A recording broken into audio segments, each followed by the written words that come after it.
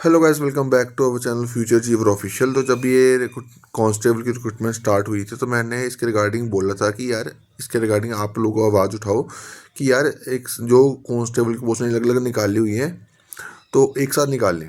एक साथ इसको क्लब कर दें पोस्ट जो इन्होंने पहले 24 को निकाली, 24/12 को दिसंबर को निकाली 1800 पोस्ट है। फिर इन्होंने 31 दिसंबर को निकाली 500 400 कुछ पोस्ट हैं जो कांस्टेबल की। ठीक है। उन्होंने लास्ट रिक्रूटमेंट जो करी थी और उन्होंने जो है वो इकट्ठी करी थी। चलो मान लें टेलीकम्युनिकेशन की आपने अलग कर दी, बट जो कांस्टेबल की पोस्ट है वो तो एक कर देनी थी। तो इसके लिए अगर आप नहीं बोलोगे, क्योंकि देखो अगर सिमिलर टाइप ऑफ पोस्टों का सिंगल एग्जाम हो जाएगा, उसका बेनिफिट क्या है यार? उसका बेनिफिट है कि आपको बार बार फीस नहीं पे करनी पड़ेगी और एक ही एग्जाम में आपकी मल्टीपल पोस्टों के लिए आप अप्लाई एलिजिबल हो जाओगे अगर आप कट ऑफ क्लियर करोगे तो। जैसे एसएससी में होता है, एसएससी सीजीएल अगर देखोगे, सीजीएल ग्रेजुएशन जो भी बंदा पोस्ट क्लियर करता है उसमें मल्टीपल पोस्टों के लिए एलिजिबल होता है। वैसे 12th के लिए सीएसएल होता है, 10th के लिए एमटीएस होता है। तो इसके लिए आवाज़ उठानी पड़ेगी। अब बड़े सारे बंदों को रोना आ रहा है कि यार अलग अलग फीस ले रही है जेकेएसएस भी।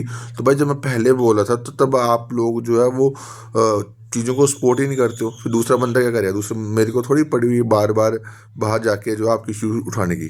क्योंकि अगर आपको अपने इशूज़ के लिए नहीं उठना तो भाई मैं क्यों बार बार जो है आपके इशूज़ के लिए बाहर जाऊँ? क्योंकि हर बंदे के लिए अगर आपके लिए टाइम पीसेस है, मेरे लिए टाइम पीसेस है।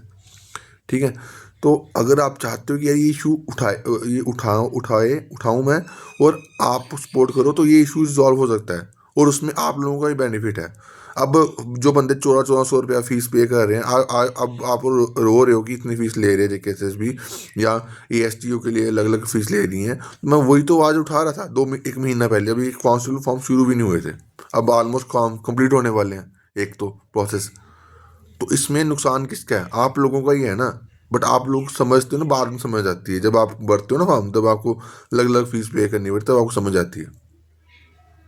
ठीक है। तो इसके लिए आवाज़ उठाओ, सिंगल एग्ज़ाम हो जाए सिमिलर टाइप है पोस्टों के लिए, ताकि आप पे ऊपर बर्डन ना पड़े और फीस कम भी हो जाए। इसके लिए आवाज़ उठानी पड़ेगी और कलेक्टिवली सबको बोलना पड़ेगा। ठीक है।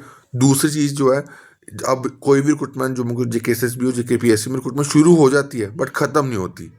तो ये एक टाइम फ्रेम जो है वो सेट कर दिया हर रिक्रूटमेंट का कि ये कोई भी रिक्रूटमेंट शुरू होगा वो time frame with in time frame 5-6 महीने 7-8 महीने में कंप्लीट होनी चाहिए। अगर कोई रिक्रूटमेंट कंप्लीट नहीं होती तो जेकेएसएसबी के ऊपर भी और जो इंडेंटिंग डिपार्टमेंट जो डिले करते हैं किसी वजह से, तो उनके ऊपर भी पेनल्टी इम्पोज हो। क्योंकि अगर ये चीज़ नहीं होगी ना तो ये आपका टाइम जो है स्पॉइल करते रहेंगे, आपका नुकसान होता रहेगा। अभी जो बंदे जिन्होंने एग्ज़ाम क्लियर करा हुआ है, पिछले जो भी एग्ज़ाम क्लियर हुए हैं, तो वो बंदे परेशान इसलिए हैं।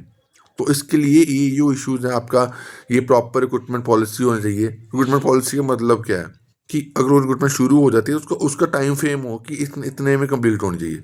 ठीक है। अगर नहीं कंप्लीट हुई तो जे केसेस भी इंक्लूडिंग इंडियन डिपार्टमेंट जो जहाँ जो भी डिले कर रहा है रिक्रूटमेंट को, उसके ऊपर पेनल्टी इम्पोज होनी चाहिए। मैं आपको एग्जाम्पल देता हूँ। 2022 में फॉरेस्टर की पोस्ट, अभी उसका एग्जाम होना है नेक्स्ट मंथ। ठीक है। 2022 में फॉरेस्टर की पोस्ट, फॉरेस्ट इंस्पेक्टर की, एफपीएफ गार्ड की और बड़ी सारी पोस्ट निकली। 4 साल के बाद उसका एग्जाम हो रहा है, 4 साल के बाद। और जो 4 साल स्पॉइल हुए वो उसका जो है कंपनसेशन कौन करेगा? कोई नहीं करेगा, क्योंकि कोई है ही नहीं, प्रॉपर पॉलिसी ही नहीं है इनकी। तो ये चीज़ जो आपकी इश्यूज हैं बट आप उसके लिए बोलते नहीं हो तो आपके मसले कैसे सॉल्व होंगे? अपने इश्यूज के लिए बोला करो यार। और कोशिश करेंगे कि नेक्स्ट वीक कुछ ना कुछ जो है इसके ऊपर काम करेंगे। बट कर आप सबको काम करना पड़ेगा, वो कर चीज़ें करनी पड़ेंगी। अगर आप सोचोगे कोई उठ के कोई बोल देगा भाई को नहीं, वो नहीं हो सकता। ठीक है। तो वो चीज़ आपको समझनी पड़ेगी, अपने लिए बोलना पड़ेगा भाई। अगर नहीं बोलोगे तो भाई ये से चीज़ें लूटते रहेंगे। जैसे जेकेएसएसबी ने, जेकेपीएससी ने 48 करोड़ यानी 50 करोड़ समझ लगा लो जो है जेकेएसएसबी बच्चों से लिया हुआ है। तो इनका इतना पैसा इनके पास पड़ा हुआ है। 1 करोड़ बड़ा होता है और यहाँ पे तो 50 करोड़ है। ये चाहे ना 10-20 साल जो है फ्री जो है फॉर्म भरवा सकते हैं। चलो फी नहीं भरवाना, कुछ पैसे लगते हैं, बट आप 4-5 साल के लिए फ्री तो कर सकते हो एप्लीकेशन को। वो इतना पैसा उन्होंने लिए, कहाँ कहाँ गया वो पैसा? बच्चों का पैसा है ना, तो बच्चों को ऊपर लगाओ। दूसरी इनकी साइड नहीं चलती। बड़े सारे बंदों को जेकेएसएसबी के फॉर्म का इशू आ रहा है, कोई वो लाइव फोटो का इशू आ रहा है।